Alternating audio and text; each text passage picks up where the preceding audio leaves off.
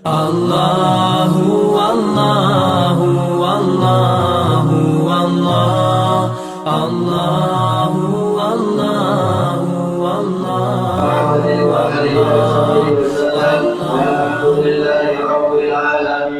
Assalamualaikum warahmatullahi wabarakatuh. Bismillahirrahmanirrahim. Alhamdulillah rabbil alamin. Wa bihi nasta'inu ala umuri dunya waddin. Wassalatu wassalamu ala asyrafil anbiya'i wal mursalin Sayyidina wa maulana Muhammadin wa ala alihi wa sahbihi ajma'in, amma ba'd. Subhanaka la ilma lana illa ma 'allamtana innaka antal alimul hakim. Rabbi shrah li sadri wa yassir li amri wahlul 'uqdatam min lisani yafqahu qawli. Wasaddid lisani wahdi qalbi bihaqqil Qur'anil azim wa rasulil karim Sayyidina Muhammadin wa ala alihi wa sahbihi ajma'in. Qala musannif rahimahullahu ta'ala wa nafa'na bihi wa bi'ulumihi fid dharain amin ya rabbal alamin. Wa an Yahya bin Mu'adz Ar-Razi rahimahullah, dari Imam Yahya bin Mu'adz Ar-Razi, semoga Allah merahmatinya. Man kathura shiba'uhu kathura lahmuhu. Siapa yang banyak kenyangnya, maka banyak pula dagingnya.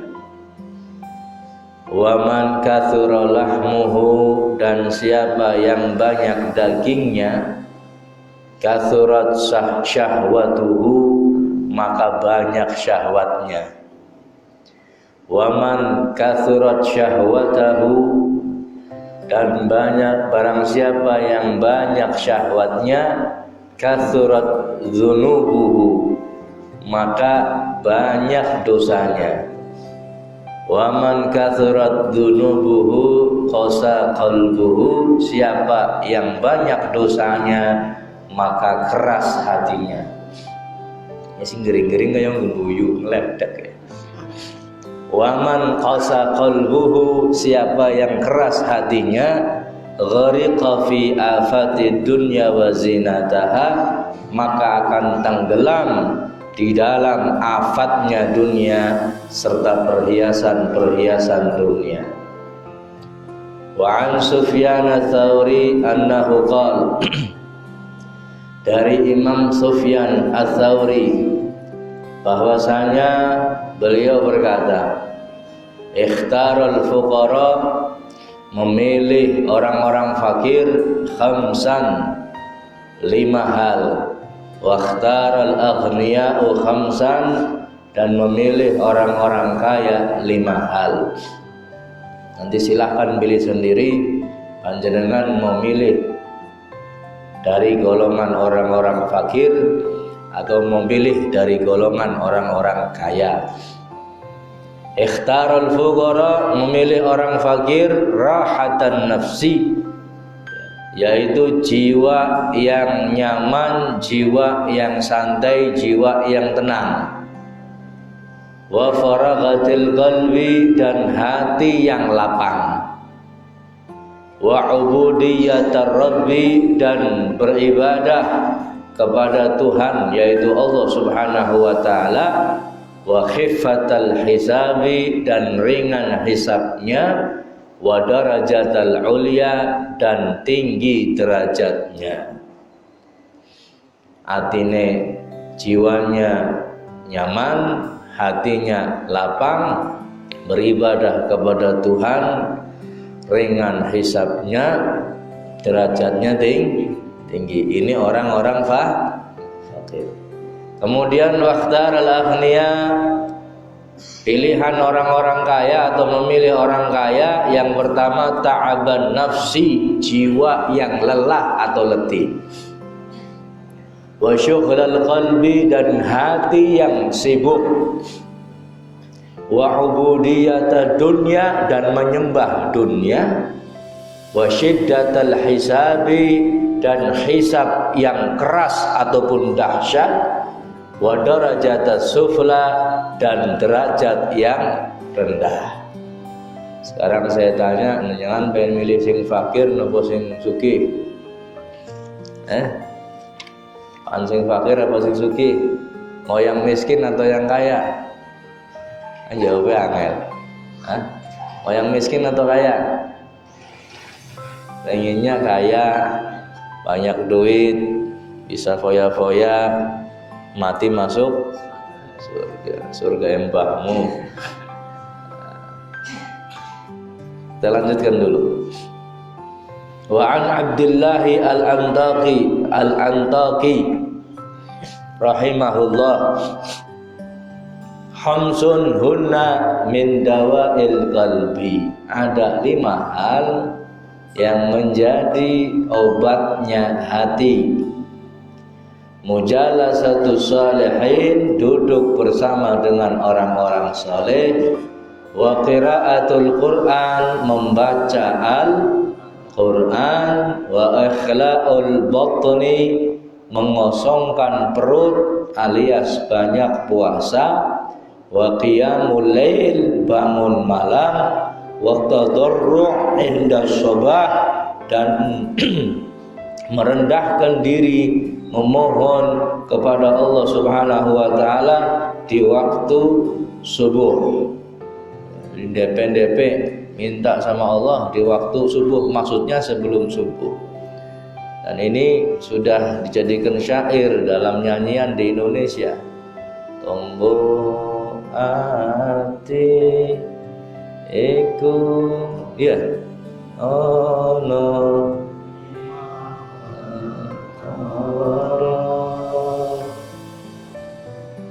terus nggak hafal.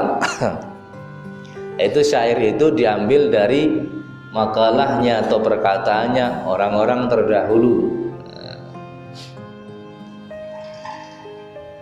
Kita jelaskan satu persatu. Dari Imam Yahya bin Mu'adz, mengatakan, man katsura shiba'uhu katsura lahmuhu. Siapa yang banyak kenyang, banyak apa? Banyak dagingnya.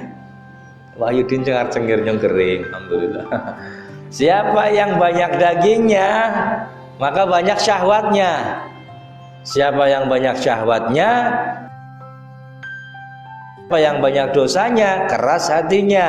Siapa yang keras hatinya, tenggelam dalam afatud dunya wa zinataha, dan perhiasan-perhiasannya dunia. Cuman di sini dikomentari oleh ulama kita Imam Nawawi Banten, lain lagi kalau orang yang makan ya, tapi karena punya kesibukan zikrullah, kesibukan akhirat yang lain, ngajar sana sini dan sebagainya ya. Makanya ini kalau seperti ini nggak ada masalah. Orang yang sibuknya atau banyak kenyangnya yang dimaksud di sini, orang yang kenyang nggak dibikin untuk apa-apa, hanya mengenyangkan perut saja. Yang seperti ini yang banyak dosanya. Na'udzubillahi min. Kebening panjenengan punya kesibukan, malam saya mau baca la ilaha illallah 1 juta kali ya, makan yang banyak-banyak makan, nanti gemuk, nggak apa-apa, karena punya kesibukan untuk ibadah. Atau mungkin saya mau ibadah malam, saya harus apa istilahnya sholat sekian ratus rakaat karena ini adalah riyadhah saya, atau mungkin ini adalah mujahadah saya, nggak apa-apa. Kadang-kadang mangan-mangan tok, habis itu mangan turu ngomong nawak. Ini hati-hati, yang banyak makan hati. Makanya sering-seringlah berpuasa. Kalau memang kita nggak banyak ibadah kur pas-pasan, jangan banyak makan. Kalau ibadahnya banyak mikir, orang mikir lapar loh, mikir ke ngelih, Ya, malah kadang-kadang luwih ngelih ketimbang panjenengan kerja ngeluarkan keringat, mikir lapar ya. Belajar, banyak belajar santri misalkan kalau nggak makan, nggak bisa mikir, makan yang banyak nggak apa-apa. Pernah saya ditegur sama, bukan saya yang ditegur, teman kita orang yang ditegur. Dia ini saking senengnya puasa, ya dia puasa terus. Cuman ketika waktunya belajar, dia nggak belajar, tiduran. Dia ngomong kepada guru nih, kenapa puasa? Loh, puasa kok malah seperti ini, mending kamu nggak usah puasa. Artinya puasa sunnah, mending nggak usah puasa, belajar. Ya, daripada puasa kelemprak kayak cacingan. Ya, mending nggak usah puasa, tapi intinya hati-hati. Ini kenyang di sini, kenyang dari hal yang halal. Yang halal saja hadirin bisa menyebabkan hatinya keras. Lalu bagaimana yang masuk dalam tubuh kita ini sesuatu yang haram? Yang halal saja menyebabkan hati keras. Apalagi yang syubhat, yang haram. Na'udzubillahi min. Di sini kata Imam Sufyan Ats-Tsauri, orang fakir ini punya pilihan, orang kaya ini punya pilihan. Orang fakir ini rahatan nafsi, jiwanya ini nyaman, bumbungan. Ada duit, alhamdulillah. Nggak ada duit, sudah biasa nggak ada duit, nggak masalah, bumbung. Kalau kita hadirin biasa pegang duit, kemudian nggak pegang duit, pikiran mumet sudah. Besok mau makan apa? Postor motor ke priben, kredit rumah durung rampung. Orang miskin nggak mikir itu. Wa faragatil qalbi, hatinya nggak sibuk, kosong, lapang hatinya, nggak mikir ini mau bisnis ini, mau dagang ini, mau usaha, enggak, tenang. Wa ubudiyatar rabbi, makanya ketika waktunya hatinya tenang, nggak sibuk, dia akan sibuk dengan ibadah kepada Allah Subhanahu. Kebanyakan hadirin, kebanyakan yang istiqomah ibadah, ini ditanya ya. Sing istiqomah ibadah niku biasanya wong sing melarat, orang yang nggak punya, orang yang masuk kategori menengah ke bawah. Sing sugi-sugi males ibadah, ya jarang. Kalau ada orang kaya ibadah luar biasa, sudah kaya ibadah kayak Nabi Sulaiman, tapi jarang terjadi hadirin. Dulu ada namanya Sa'labah di zaman Rasulullah. Sa'labah orang yang miskin, tapi dia selalu ada di masjid, ada di saf depan. Miskin, ya, nggak punya apa-apa. Saking miskinnya, sepasang suami istri hanya punya baju atau kain satu lembar saja. Jadi ketika Sa'labah di masjid, istrinya setengah telanjang di rumah, nggak bisa sholat. Kenapa? Nggak bisa nutup aurat. Auratnya kurang karena kain satunya dipakai sama suaminya untuk sholat di masjid. Makanya Sa'labah ketika selesai sholat, assalamualaikum, ding, langsung lunga, pulang dia. Sekali, dua kali, tiga kali ditegur sama Rasulullah. Sa'labah, kau nggak punya hajat kepada Allah, kamu nggak punya keinginan. Minta sama Allah, doa, zikir, minta, habis sholat diijabah hajatmu. Akhirnya Sa'labah mengatakan, ya Rasulullah, saya punya keinginan, banyak keinginan. Cuman yang jadi masalah istri saya telanjang di rumah, nggak bisa sholat, nggak bisa nutup aurat karena kainnya saya pakai buat sholat saya. Jadi saya selesai sholat buru-buru cepet-cepet saya ke rumah supaya istri saya bisa sholat. Sekarang saya tanya, di Tegal, nggak usah jauh-jauh, ada nggak orang yang semelarat Sa'labah? Ana boleh? Ada nggak? Punya pakaian hanya satu, sepasang suami istri, ada nggak? Coba lihat lemari kita ada berapa pakaian? Lebih dari satu. Ya. Niku klambine panjenengan yang ada di dalam lemari, besok di akhirat bakal dihisab sama Allah.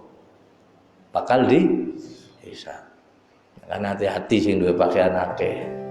Sekiranya enggak dipakai kasihkan orang lain, dihisab itu.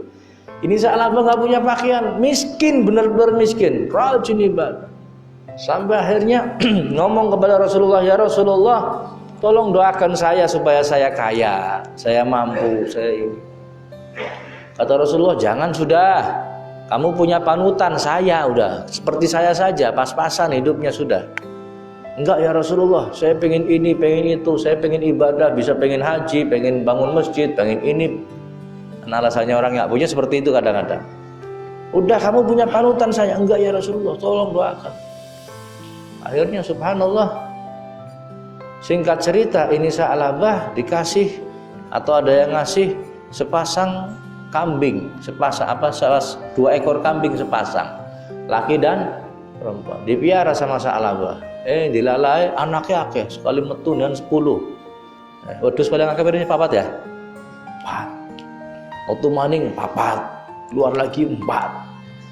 Sampai Sa'labah sibuk dengan hartanya. Ini orang yang sudah punya harta seperti itu hadirin. Yang tadinya 5 waktu bersama dengan Rasulullah, pengajian di masjid bersama dengan Nabi Muhammad, sibuk dia, tambah banyak, tambah kaya, hartanya sibuk terus. Sampai hanya beberapa waktu saja dia sholat bersama dengan Nabi Muhammad. Sagrib lah, isya karo maghrib. Sagrib mah nggak sagrib. Tambah banyak lagi, tambah banyak lagi, tambah banyak. Hanya 1 kali waktu. Yang lainnya enggak. Sibuk ngurusi kambing. Terus kan kadang esok dipakani, sore dipakani. Bengi ditiliki yo, bawa tanah sing kesingset, bawa apa kan ditiliki. Sibuk satu-satu diperiksa. Enggak sempat sholat 5 waktu. Tambah banyak lagi, enggak sempat 5 waktu. Dia hanya hadir di masjid setiap Jumat saja. Jumatan tok. Terus tambah banyak, tambah banyak, tambah banyak. Jumatan habis, nggak Jumatan dia sekali saja dalam 1 tahun atau 2 kali, Idul Fitri sama Idul lainnya enggak. Sampai tambah banyak, ya nggak di tempatnya, nggak di rumahnya, tambah pindah ke tempat yang lebih luas lagi, jauh dari masjid, sampai hartanya tambah banyak, lupa dia dengan masjid. Ya kan? Pas lagi nggak punya uang, dia ingat. Biasanya seperti itu hadirin. Biasanya orang seperti itu. Lagi orang dia duit, ya Allah, nangis nang masjid, ya Allah. Ini orang duit nyeluk duitnya, ya Allah. Nangis terus. Setiap 5 waktu ada di masjid. Barang wisugi, ngelinguk be orang. Barang masjid ngelinguk be orang. Seakan-akan degek seperti itu. Nah, ini sifatnya manusia seperti ini. Makanya mudah-mudahan panjenengan melarat kabeh. Kayaknya ngasih ngambil. Kasih amin. Ada doanya Nabi Muhammad, ya Allah jadikan saya orang miskin. Kira-kira ente ngamini boleh? Loh ini dongannya Kanjeng Nabi kok diamini. Yang diharapkan semua itu mengharapkan kalau kaya ya tetap ibadah kepada Allah. Cuman bilang wajah panjenengan orang mersaya. Sugi sacuil kelalen ora habibe teman. Dulu di Majelis Nurul Qulub itu sebelum pada punya motor, yang punya motor hanya 1-2 orang. Ini nggopit rombongan rame-rame pada teka pengajian. Tiap hari ada yang ngaji, tiap hari ada yang seminggu sekali, itu rame, banyak yang ngaji. Orang pada duwe motor kelalen, luwih pada duwe bojo main bodoh. Ini seperti itu. Makanya pertahankan hadirin yang dimuliakan Allah. Walaupun kita diberi kelapangan oleh Allah dari urusan dunia, pertahankan ibadah kepada Allah Subhanahu wa taala sebagai rasa syukur. Dan memang tugas kita sebagai seorang hamba untuk menyembah Allah Subhanahu wa taala. Wa ma khalaqtul jinna wal insa illa liya'budun. Tidaklah aku ciptakan jin dan manusia melainkan hanyalah untuk menyembah, beribadah kepada Allah Subhanahu. Ini jadikan dasar hidup kita. Kita diciptakan di dunia bukan untuk menumpuk kekayaan, enggak. Kita hidup di dunia bukan untuk melampiaskan nafsu. Kita hidup di dunia ini untuk beribadah, menyembah Allah Subhanahu wa taala. Wa khifatal hisabi, dan orang yang miskin itu ringan hisabnya. Ringan hisabnya. Ini pilihan orang-orang fakir, ini fuqara. Wa darajatal ulya, dan derajat yang tinggi. Jiwa yang tenang, hati yang lapang, ibadah kepada Allah, ringan hisab, derajat yang tinggi. Ini orang miskin. Sebaliknya orang kaya, ta'abul nafsi, jiwanya letih, wa syughlal qalbi, hatinya sibuk, wa ubudiyatad dunya, nyembahnya dunia, wa syiddatal hisabi, dan hisabnya ini dahsyat atau keras, wa darajatas sufla, dan derajatnya rendah. Makanya yang kaya ya, jangan sampai lupa ibadah, jangan sampai lupa kepada Allah. Ingatlah pemberian atau harta yang ada di tangan panjenengan semua itu adalah pemberian dari Allah Subhanahu wa ta'ala. Silahkan panjenengan cari duit, silahkan panjenengan bisnis dan cari nafkah, tapi jangan lupakan Allah. Kita dikasih kesempatan, dikasih waktu luang, dikasih perintah Allah ini yang wajib kita kerjakan sehari itu 5 kali, sholat 5 waktu. Jangan alasan sibuk kemudian kita meninggalkan sholat 5 waktu. Yang bikin saya bingung, sudah ngerti ada kewajiban 5 waktu setiap hari, ketika kita sholat, ketika kita pergi atau berangkat ke kantor atau berangkat kerja, ini nggak bawa pakaian tambahan untuk sholat kita. Nganggo celana satu yang dipakai ketika ditawari sholat, yo sholat, celana saya najis kena kencing. Seakan-akan jawabannya remeh, biasa-biasa saja. Padahal ini kewajiban yang mutlak, yang harus dilakukan oleh setiap muslim. Loh, itu kenapa nggak bawa celana siji tok? Kenapa nggak bawa sarung? Kenapa nggak bawa pakaian untuk sholat? Di motor kita kalau bisa di boxnya itu kasih pakaian sholat. Sewaktu-waktu pakaian kita najis yang dipakai, ada pakaian lain yang untuk sholat. Kadang-kadang mohon maaf, kita mau ketemu bos saja, mau ketemu bos, mau ketemu kepala pimpinan kita, anggo pakaiannya setil nama buatan, pakai pakaiannya bagus enggak? Kira-kira pantas enggak panjenengan pakai kaos sama celana jeans sing rada sowek terus ngadep paring pimpinan? Pantas enggak? Nah, terus pakaian seperti itu kita gunakan untuk sholat, pantas enggak? Pantas nama mboten? Enggak pantas. Wah, Bib, yang penting kan sholat. Iya betul, yang penting sholat. Kalau memang enggak ada pakaian yang lain, pakai. Yang penting sholat. Cuman persiapkan, hadirin yang dimuliakan Allah. Kalau sudah tahu kita punya kewajiban sehari semalam 5 waktu, kita bepergian, kita kerja, kita mau keluar bisnis, bawa pakaian untuk sholat. Jangan pakai alasan. Allah nggak bakal terima alasan kita di hadapan manusia. Mungkin kita bisa beralasan. Kenapa orang sholat pakaiannya nyong kotor? Ya ini takone paling panjen. Oh kotor. Dia nih tok. Ini pakai takone korone kalau tak tonyol bisa nih kotor orang nggak bawa pakaian sholat. Sholat 5 waktu sudah ditentukan sama Allah. Sehari 5 waktunya pun sudah ditentukan.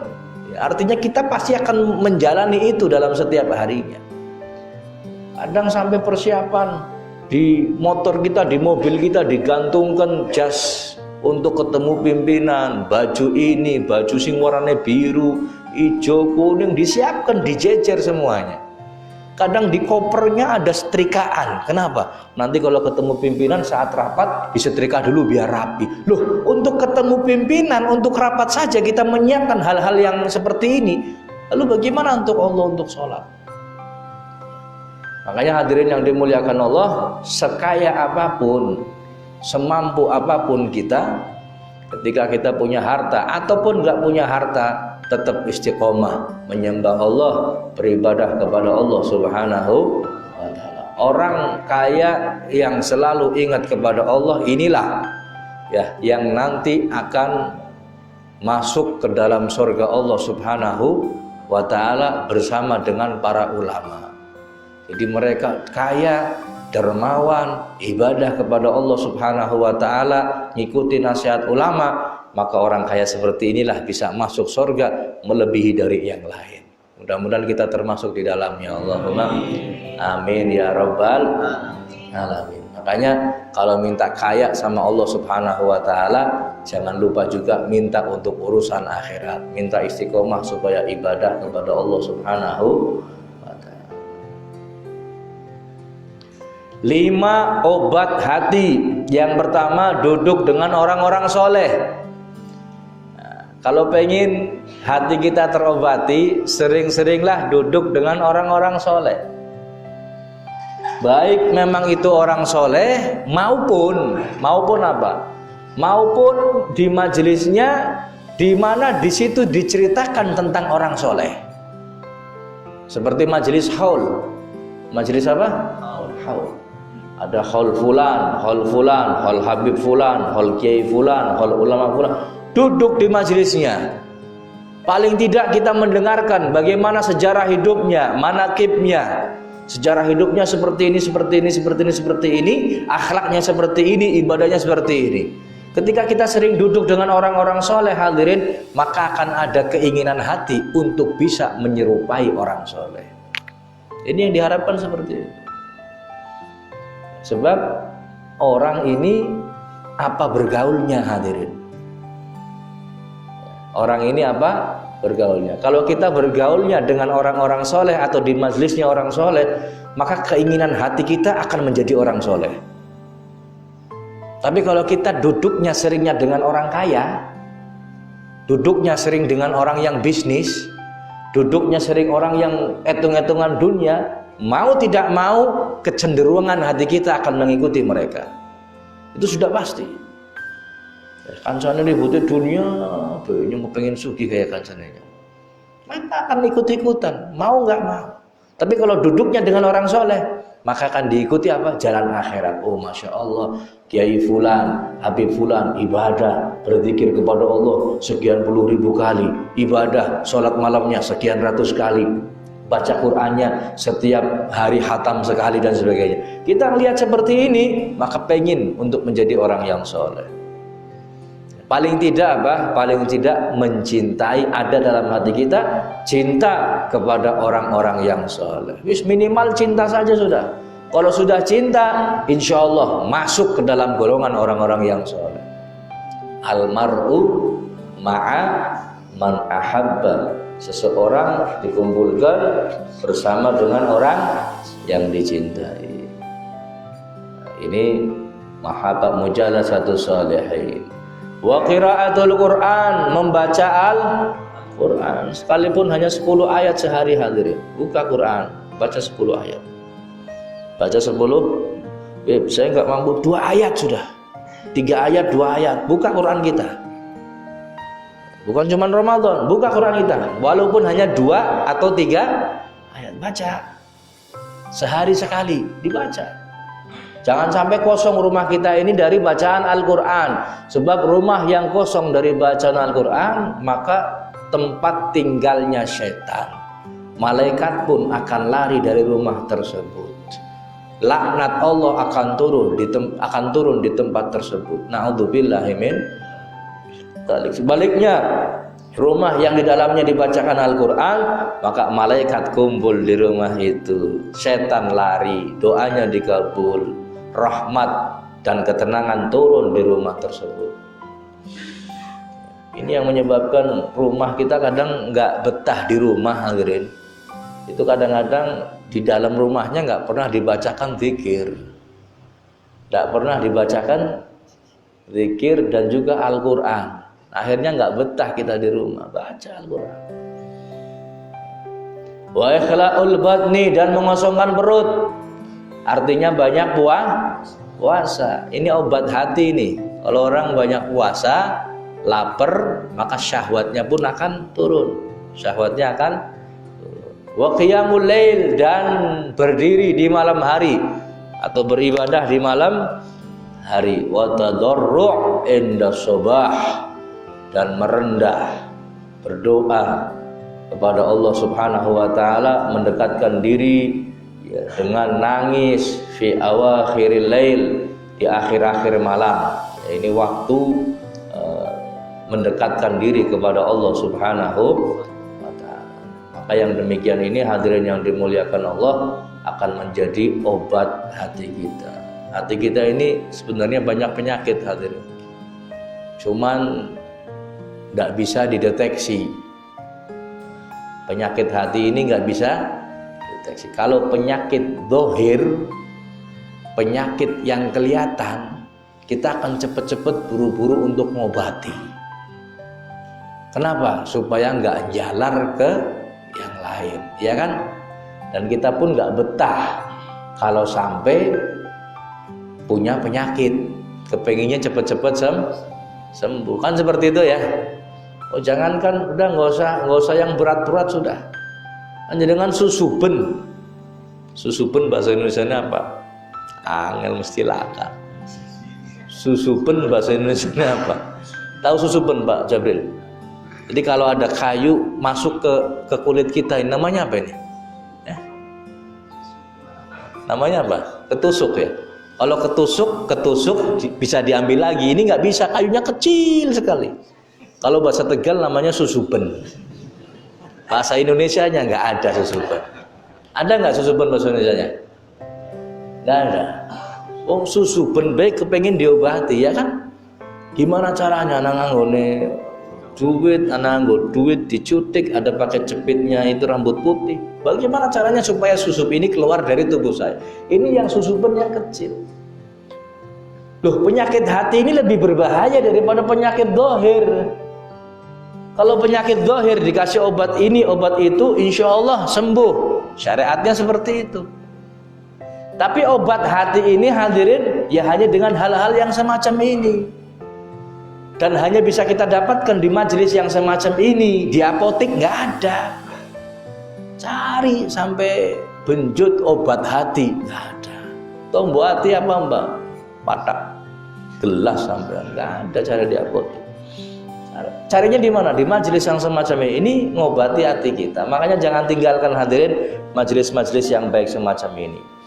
Mudah-mudahan Allah berikan kita pemahaman dengan ucapan-ucapan ini sehingga bisa kita lakukan atau kita laksanakan dalam kehidupan sehari-hari. Amin ya rabbal. Satu lagi, salatsu khisal turithul qaswah fil qalb. Ada 3 hal yang menyebabkan hati itu menjadi keras. Yang pertama, hubbut ta'am, seneng mangan, suka makan. Wa hubbun naum, suka tidur. Wa hubbur rohah, suka nyantai. Ini yang menyebabkan hati ini menjadi keras. Apa yang pertama? Suka makan. Yang kedua? Suka tidur. Yang ketiga? Suka leha-leha, nyantai. Ini 3 hal ini yang menyebabkan hati ini menjadi keras. Kalau ada salah satu dari 3 hal ini ada dalam diri kita, atau mungkin bahkan ketiga-tiganya ada dalam diri kita, hati-hati, susah ini. Penyakit hati ini, keras hati nggak bisa disembuhkan. Hati-hati. Kalau sudah sering, udah suka makan, suka tidur, suka nyantai, nyaman seperti ini, mau berangkat ngaji males bener. Apalagi bainal maghrib wal isya, waktu yang enak buat leha-leha pulang kerja, nggak selonjor, koro udut, nikmati koro ngopi, ini waktu yang enak sudah. Ya, makanya kalau sudah seperti keras hatinya, nggak mau untuk datang ke tempat yang baik, susah. Mulane ning panjenengan kaya ngerada males berdoa sama Allah supaya semangat. Pengen tak waredongane, ente semangat supaya kita semangat ibadah. Ya baca bareng-bareng. Bismillahirrahmanirrahim. Allahumma kansa Sungkan-sungkan dipaksa. Bebas sih. Sungkan dipaksa. Iya. Jadi harus seperti itu hadirin. Ayo semangat temen, Hafid kayak semangat gedonga we. Masya Allah ya. Allahumma kansa, sungkan-sungkan paksa. Ya kalau nggak dipaksa bagaimana? Harus dipaksa. Amalan itu pertama dipaksa hadirin. Nggak bisa. Oh saya langsung ibadah, langsung mukhlis karena Allah, nggak bisa. Saya datang ke majelis ini karena ikhlas, nggak bisa. Harus dipaksa. Males, dipaksa. Sakit, dipaksa. Ya, kalau nggak dipaksa nggak jadi, harus dipaksa. Kalau sudah terbiasa duduk di majelis semacam ini dipaksa, capek dipaksa, pegel boyoke. Ya, saya nggak bisa duduk lemprakan, dipaksa. Ya sesuatu itu karena kebiasaan hadirin. Sesuatu itu karena kebiasaan. Kalau sudah terbiasa, buktinya ini panjenengan semua dulu nggak betah duduk sila seperti ini. Kalau sudah lama-lama duduk, sudah 40 kali saja, insya Allah sudah terbiasa. Tapi sing tebel ya, kayak kian, selonjor, kayak kian, nah ngeleleng, semacam-macam. Ini dimain bantal turun ya. Makanya kalau nggak dipaksa itu nggak bisa. Ya kita paksa diri kita untuk ibadah, disertai belajar supaya bagaimana ibadah kita dilakukan secara ikhlas karena Allah Subhanahu wa Ta'ala. Mudah-mudahan bisa kita pahami dan kita lakukan dalam kehidupan sehari-hari. Amin ya rabbal. Para ulama berkata, maqamuka haitsu aqamaka. Kedudukanmu di sisi Allah ini sesuai dengan kesibukanmu. Kalau kita pengen lihat sebenarnya Allah sayang enggak sih? Allah itu mengabulkan doa saya atau enggak sih? Saya ini kan hambanya, Allah itu nggak pernah luput, selalu perhatian dengan hambanya. Kira-kira Allah memperhatikan saya nggak sih? Kalau kita pengen tahu kedudukan kita di sisi Allah Subhanahu wa Ta'ala, maka lihat kesibukan kita. Lihat kesibukan kita. Fa idza syaghalta bidzikri fa'lam annahu yurid ayyadhkuraka. Kalau kau sibuk zikir, lisanmu la ilaha illallah, tasbih, tahlil, itu dibaca kau sibuk zikir, maka berarti Allah ini pengen, Allah ini menginginkan ingat sama kamu. Kalau kita ini sibuk zikir berarti Allah ingat sama kita. Fadhkuruni adzkurkum. Berzikirlah, menyebut namaku, kata Allah, adzkurkum, maka aku akan menyebut kalian. Tergantung kita. Kalau kita zikir, Allah ingat kita. Idza syaghalta bil Qur'an fa'lam annahu yurid ayyuhditsaka. Apabila kau sibuk dengan Al-Qur'an, maka ketahuilah Allah ini ingin berbicara denganmu. Artinya ingin dekat denganmu, seperti orang yang ngobrol. Sebab sesungguhnya hadirin yang dimuliakan Allah, orang yang membaca Al-Qur'an itu sedang bercakap-cakap dengan Allah Subhanahu wa Ta'ala. Idza syaghalta bi ta'at, apabila kau sibuk dengan ketaatan, fa'lam annahu qarribuka. Apabila kau sibuk dengan ketaatan, ketahuilah bahwasanya Allah ingin mendekatkanmu kepadanya, kepada Allah maksudnya.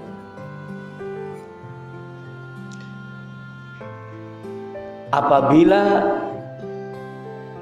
kau ahduruka fi majalisi sulahaih wa awliyaih, apabila Allah menghadirkanmu di majlisnya orang soleh, majlisnya para aulia, mudah-mudahan majlis ini termasuk majlisnya orang soleh.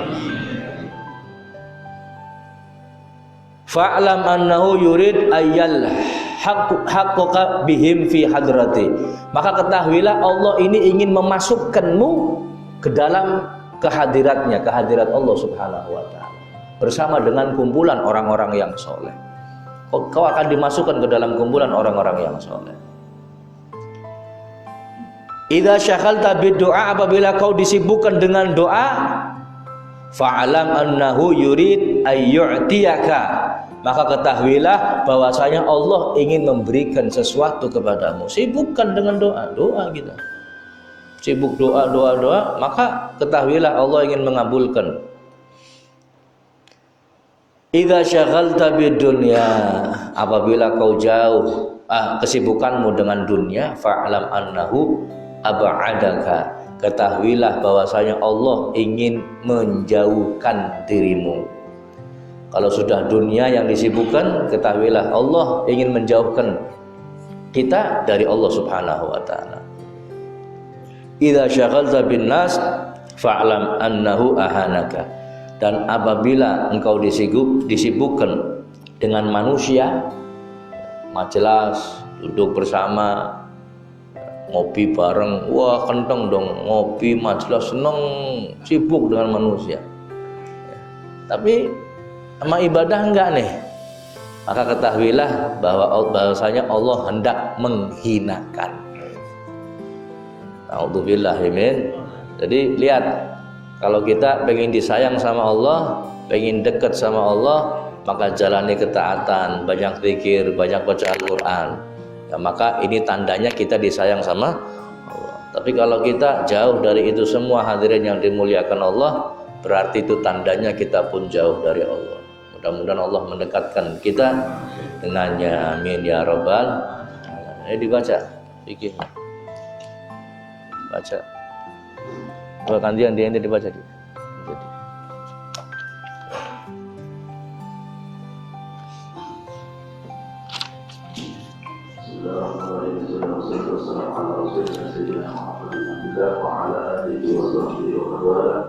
قال المؤلف رحمه الله تعالى ونفعنا به وبعلومه في الدارين امين يا رب العالمين. فصل وفروض الوضوء ستة الاشياء: النية عند غسل الوجه وغسل الوجه وغسل اليدين الى المرفقين ومسح بعد الراس وغسل الرجلين الى الكعبين وترتيب على ما ذكرناه. Ya, kelas. Ini pelajaran sudah lama, dari mulai kita belajar kitab yang paling dasar, kitab Sakhiratul Musyarrafah, Risalatul Jami'ah, Safinatun Najah, Rasulamut Taufiq, Muqaddimah Hadramiyah, ada semua nih. Ini sekarang diulang lagi nih. Yang sudah paham biar tambah paham, yang belum paham biar Faslun, fasal tentang wa furudul wudu sittatu asya'a. Fardunya wudu itu ada 6. Ada berapa? Nah, perhatikan baik-baik. An-niyatu inda ghaslil wajhi. Yang pertama niat. Kapan waktunya? Inda ghaslil wajhi, ketika membasuh wajah. Niat itu tempatnya di hati dan sunnah untuk dilafatkan. Enggak dilafatkan enggak apa-apa ya. Tapi jangan sampai yang di hati ini ditinggal. Kalau sampai yang di hati ditinggal, kita melafatkan niat tapi hatinya enggak niat, maka percuma saja, karena niat ini pekerjaan hati. Nawaitul wudu'a li raf'il hadatsil asghar fardhun lillahi ta'ala. Saat basuh wajah enggak ada niat dalam hati kita, percuma. Itu nawaitul wudu'a dibaca sebelum membasuh wajah, tujuannya untuk mengingatkan hati supaya niat. Paham ya? Jadi kalau misalkan masih ada orang yang wudu, nawaitul wudu'a dibaca sebelum membasuh wajah, tapi ketika membasuh wajahnya nggak dibaca, ya berarti sia-sia. Yang dipakai itu amalan hatinya. Ya. Niatkan dalam hati, bib nggak bisa bahasa Arab nggak apa-apa.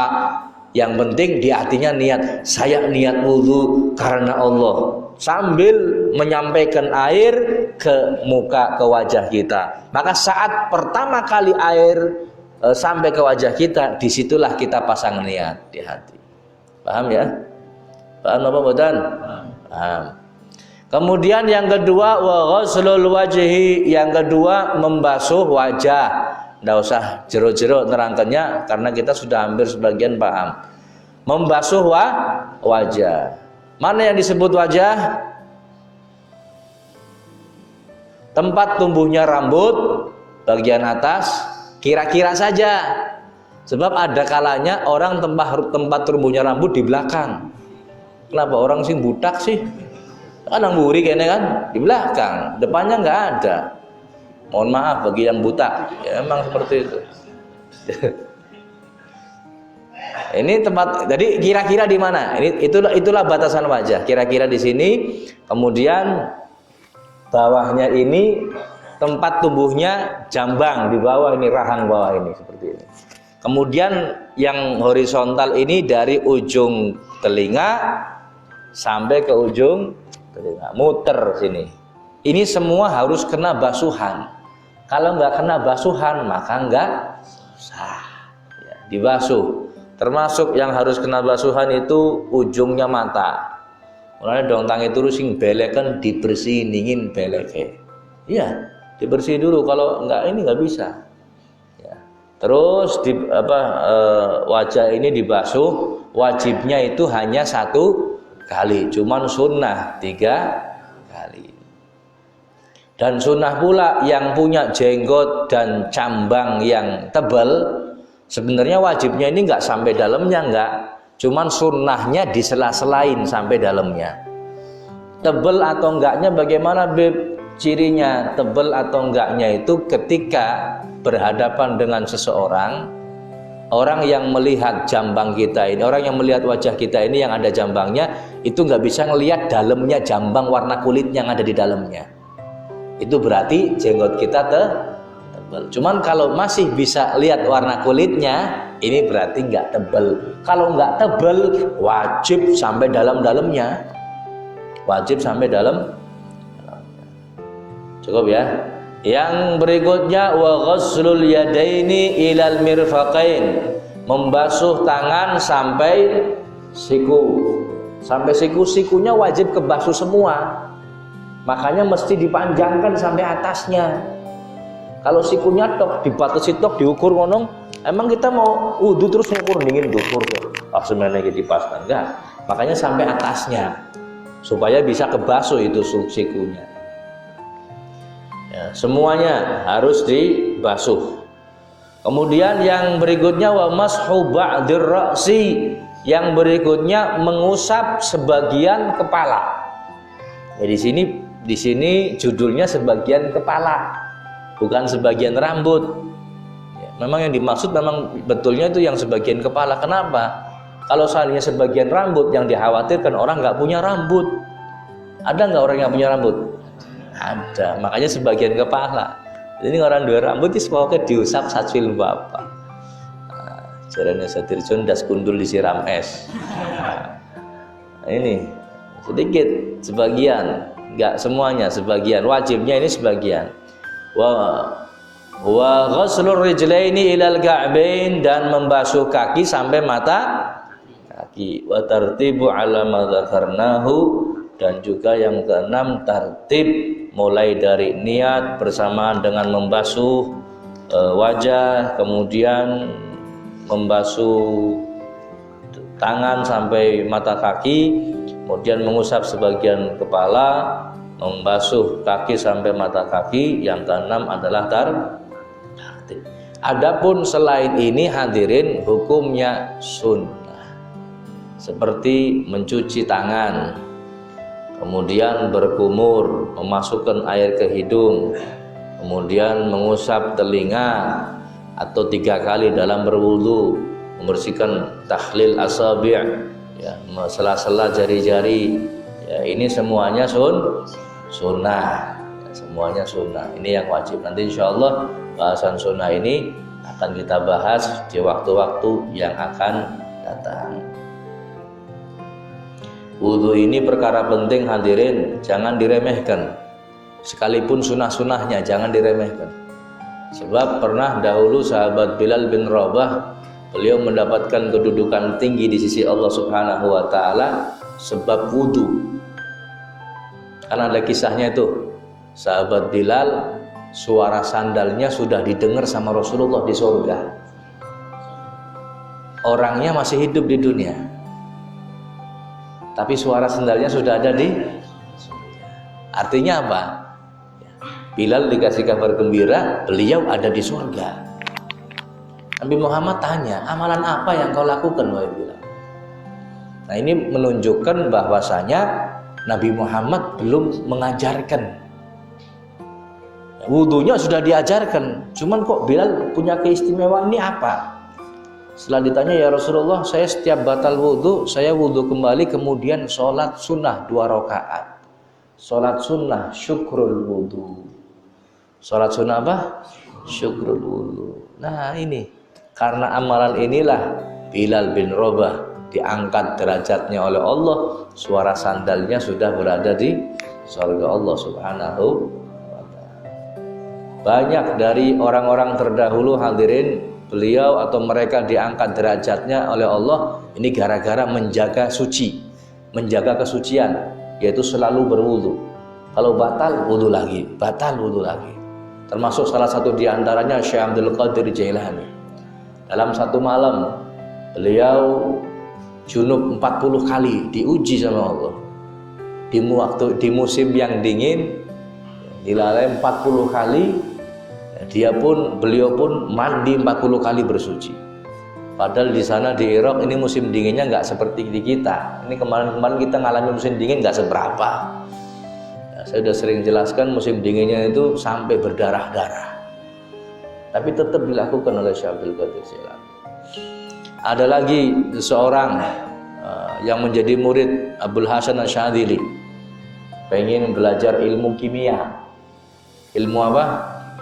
Bukan kimia yang kayak kita orang, bukan tuh ya. Yang H2O, CO2, H2O apa itu hidrogen dan bukan. Tapi ini kimia, bagaimana caranya mengubah batu menjadi emas. Ya ini juga unsur kimia juga. Cuman ini belajar ya sebangsa wali-wali ngonong lah. Ngomong sama Abdul Hasan Asy'adzili, saya pengen belajar batu supaya jadi emas. Oh iya bisa. Syaratnya kau jaga wudhu selama 40 hari atau 40 atau 1 tahun. Kau jaga wudhu selama itu. Nanti kalau kau sudah jaga wudhu, baru saya ajari. Dijaga ini wudhunya terus, batal, dia langsung wudhu, batal wudhu lagi, batal wudhu lagi. Sampai satu ketika sehari lagi selesai persyaratan ini selesai, sehari lagi, besoknya udah mau diajarin. Dia nimba air dari sumur untuk wudhu seperti biasanya. Gak taunya ditimba bukan keluar air tapi keluarnya emas. Yang ada di timba ini, yang ada di ember ini emas, bukan air. Karena dia butuhnya air, dibuang lagi nih emas. Coba panjenengan lagi nimba sumur, metu emas kira-kira dapat nak. Wah geger dingin, wah geger sudah sekampung. Sudah dibuang, ambil lagi emas lagi, sampai 3 kali berturut-turut. Dia nggak mau ambil emasnya karena yang dia butuhkan adalah air untuk air wudhu. Selesai 4 kali ketemunya air, alhamdulillah dia wudhu. Besoknya lapor sama gurunya, alhamdulillah guru, syarat yang kau berikan untuk jaga kesucian sekian tahun atau sekian hari sudah saya laksanakan. Hari ini panjenengan janji mau ngasih tahu atau ngajarin saya ilmu kimia, caranya batu berubah menjadi emas. Kata gurunya, wahai fulan, kamu sudah lebih hebat dari itu. Ilmu kimiamu sudah lebih hebat. Jangankan batu jadi emas, air pun sudah bisa jadi emas. Lebih sulit lagi nih, kalau air jadi emas lebih sulit. Kalau batu mungkin masih bongkahannya masih agak sama sudah. Kayak caranya watu dicat warna emas, kayak emas lah kayak gue.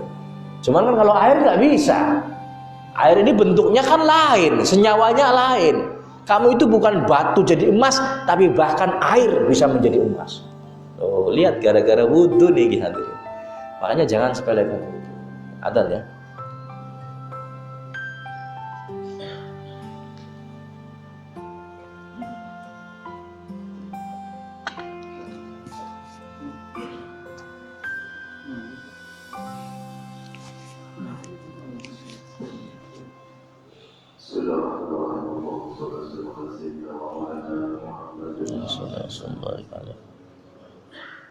Allahu Akbar, Allahu Akbar. الله أكبر الله أكبر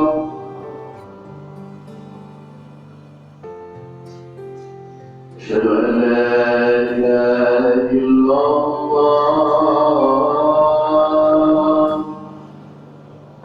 أشهد أن لا إله إلا الله أشهد أن محمدا رسول الله أشهد أن محمدا رسول الله حي على الصلاة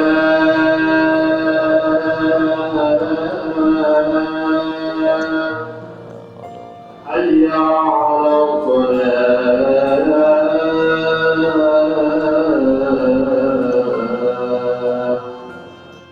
حي على الفلاح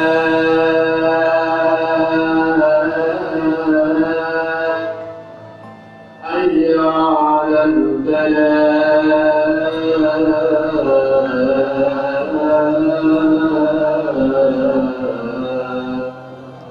الله أكبر الله أكبر لا إله إلا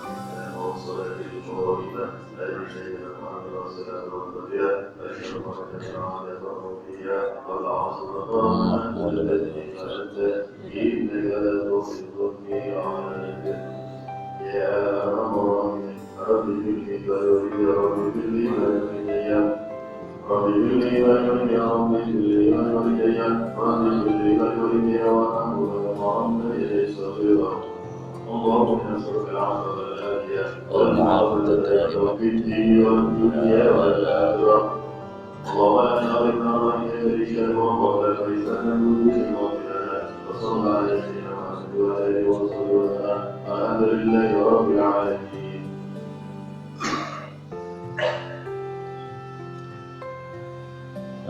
Sebelum kita lanjutkan dengan tanya jawab, pada beberapa pengumuman. Yang pertama, mohon hadiah Fatihah untuk saudara-saudara kita yang sedang sakit.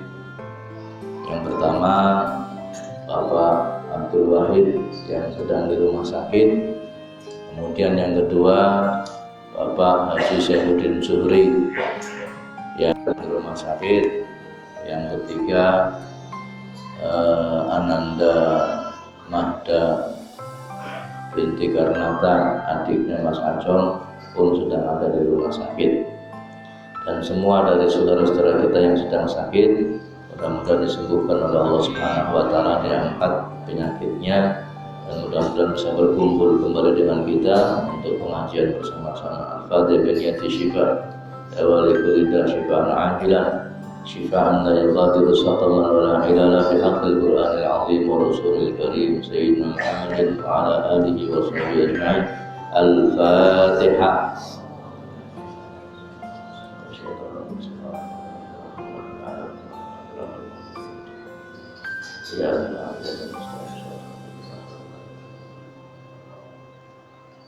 Kemudian pemberitahuan juga berita duka ya, yang biasa ngaji di tempat ini, yang sering ngaji itu Ami Muhammad Amimuh sing tua itu, sing sepuh itu, yang rumahnya Suradadi itu, yang kalau kesini pakai sepeda, kemarin meninggal dunia hari Senin. Waktu hari Senin meninggal dunia, berarti malam Selasa depannya atau malam Kamis, mungkin masih malam Kamis kemarin masih ngaji di sini. Kemudian hari Seninnya beliau di Suradadi kecelakaan, kemudian meninggal dunia. Sudah dimakamkan di makam Al-Haddad hari Senin sore. Mudah-mudahan Allah ampuni dosanya, Allah terima amal solehnya, Allah jadikan kuburnya raudhah min riyadil jannah. Al-Fatihah. Bismillahirrahmanirrahim. Ya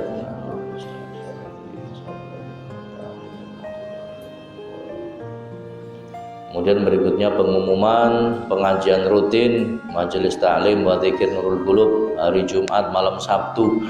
Waktunya ba'dal Isya, insyaallah selesai jam 9:04. Ya, silahkan dihadiri, silahkan diramaikan, silahkan dimakmurkan.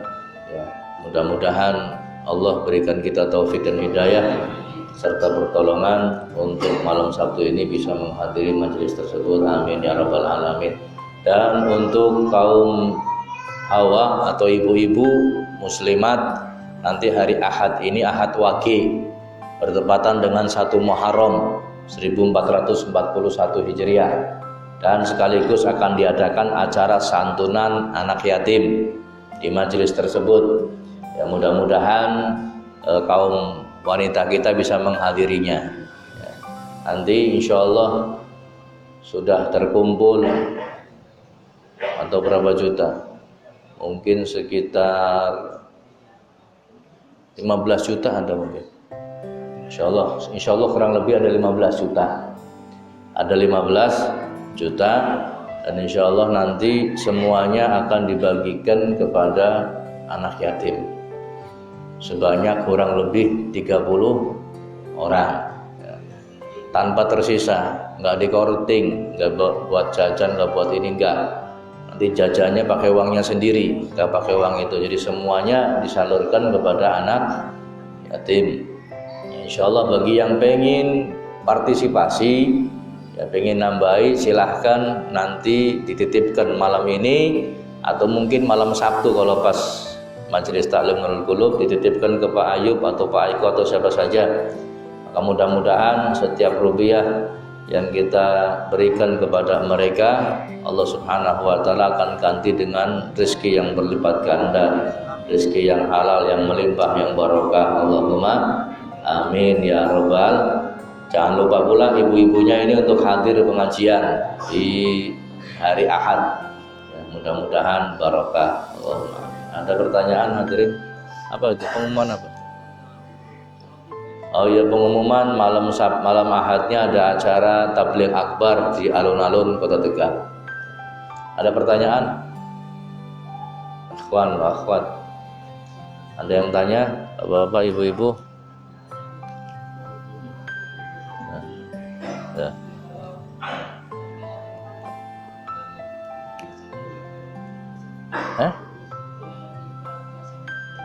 Ngerasani siapa?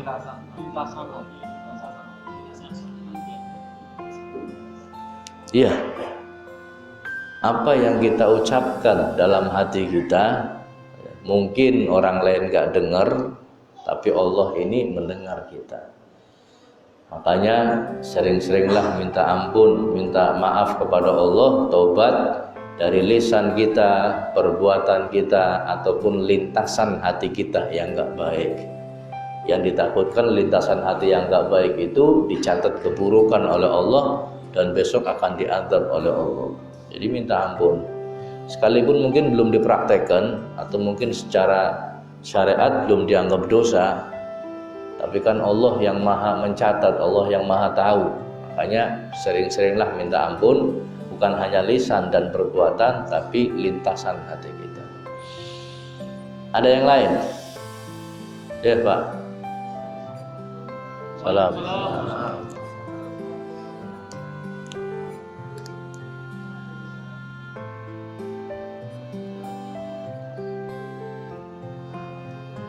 Hah?